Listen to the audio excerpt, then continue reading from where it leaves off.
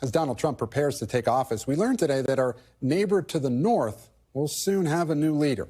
Canadian Prime Minister Justin Trudeau says he'll step down, and the announcement comes after weeks of scrutiny in which members of his own Liberal Party called for his resignation. I have always been driven by my love for Canada, by my desire to serve Canadians, and by what is in the best interests of Canadians.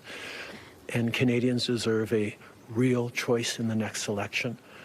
And it has become obvious to me with the internal battles that I cannot be the one to carry the Liberal standard into the next election.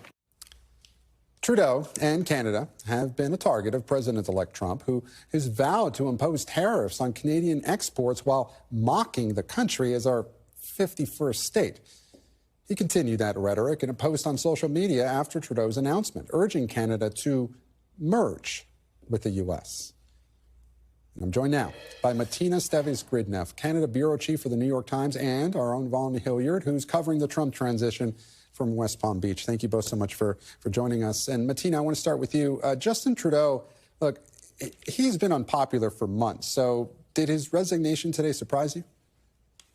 No, like you said, it was sort of a bit like a political death foretold, but certainly shocking when it does happen. Remember, Trudeau has been in power for nearly 10 years. So even though he's been under pressure to resign for months and has been unpopular for months, it's become clear increasingly that his position is untenable. It was still quite a shock to wake up to the news today. Are some of the political forces that are responsible for his unpopularity similar to what President Biden here in the U.S. was dealing with? You know, inflation, bad poll numbers.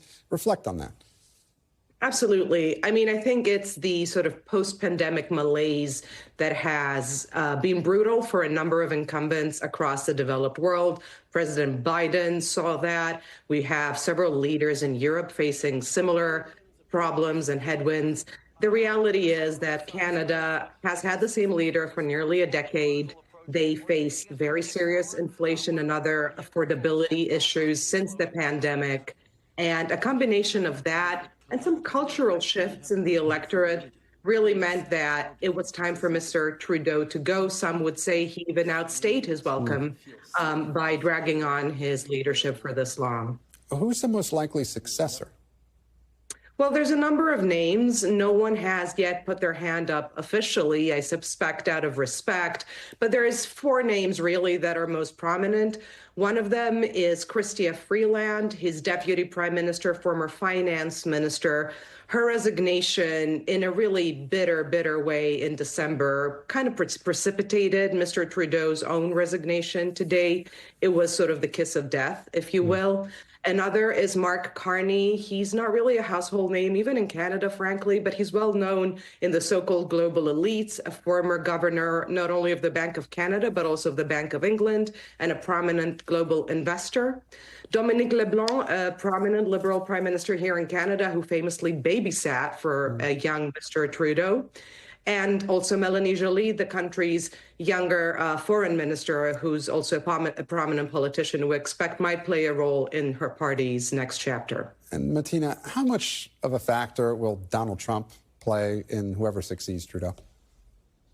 I think most Canadians, if not all, who will be voting for the next Liberal Party leader and then down the line in the federal election will be keeping an eye on Mr. Trump, will be asking as part of the criteria they use to choose their next leader, how will this person fare against Mr. Trump?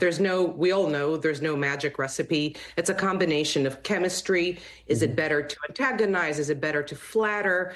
It's not even a matter of partisanship, really. It feels like it is a matter of the personal handling of Mr. Trump. And I think everyone will come up with a different answer for that. But they will definitely have that front of mind when they're making their decisions. And what's been the feeling in Canada to Trump's mocking of the country, suggesting it should be our 51st state?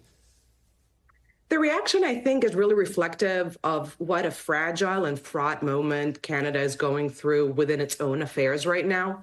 There's obviously a big part of the population that finds that deeply offensive and is reacting very badly. They would like a leader to be able to stand up to Mr. Trump and say, no, listen, we're a sovereign nation. back off. And by the way, putting tariffs on our goods is a major self-harm for the American economy. There are others, however, who say that Mr. Trump is right to be threatening and mocking, and this is a result of Mr. Trudeau's poor stewardship of the country, that Mr. Trudeau has actually reduced the country to the butt of a joke, and that Mr. Trump's attitude towards Canada could jolt the country back into seriousness under new leadership. And so it's mixed emotions here, but certainly it's front of mind for everyone. Matina Stevis-Gridneff, Canada Bureau Chief for the New York Times. Matina, thank you so much for joining us. And I want to turn now to Vaugh Hillyard. He's live for us in West Palm Beach covering the Trump transition. Vaugh, what's been the reaction from Trump world to today's announcement? Well, Donald Trump himself posting on social media, again, as we've heard now for the last month from him, suggesting that Canada should be the 51st state, and whether there's, what is the balance between it making a mockery of the situation in Canada versus a serious talk about imperialism. That's, I think, only Donald Trump can better articulate for himself.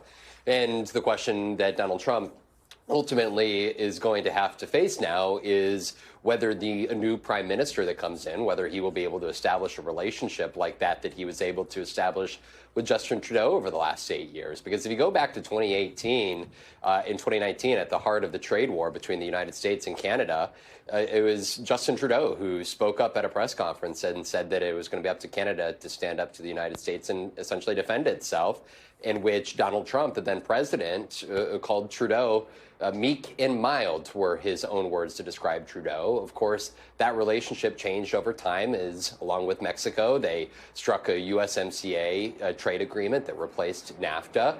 But then you fast forward to just a month and a half ago when down here at Mar-a-Lago over the Thanksgiving weekend, it was Justin Trudeau who flew down here to come have dinner with Donald Trump, Howard Lutnick, and others. And so this is a longstanding relationship that Donald Trump had built with the current prime minister. And frankly, one, now moving forward, it is up in the air as to who that replacement will be at a time in which he's threatening to impose significant tariffs on one of the two of the top trading partners for the United States. And Trump continued to mock him even after that dinner at Mar-a-Lago. Vaugh, can we expect an adversarial relationship with whomever is Canada's next prime minister? We have seen Donald Trump, you could call it adversarial, you could call it hardball, take particularly, we saw this with Macron, we have seen Donald Trump, position himself as sort of, you play by the United States rules and you come to the negotiating table and ultimately strike deals that are advantageous to the United States. And I think that is where there are some serious questions about, who Donald Trump has around him. Peter Navarro is another example. Peter Navarro, during the first Trump administration, he said that there was a special place in hell for Justin Trudeau because of the position that he had taken during the trade negotiations with the United States. And now Peter Navarro has since been named, again, a special advisor on trade to Donald Trump in this second Trump administration here. And so we have seen him, whether it be Germany or France or Canada or Mexico, the United States under the Trump administration try to take a hard tack in its negotiations. And there's little reason to believe that Donald Trump will change that, of course, depending on who the next prime minister is. Vaugh Hillyard, live for us in West Palm Beach. Vaugh, thank you so much. Thanks for watching. Stay updated about breaking news and top stories on the NBC News app or follow us on social media.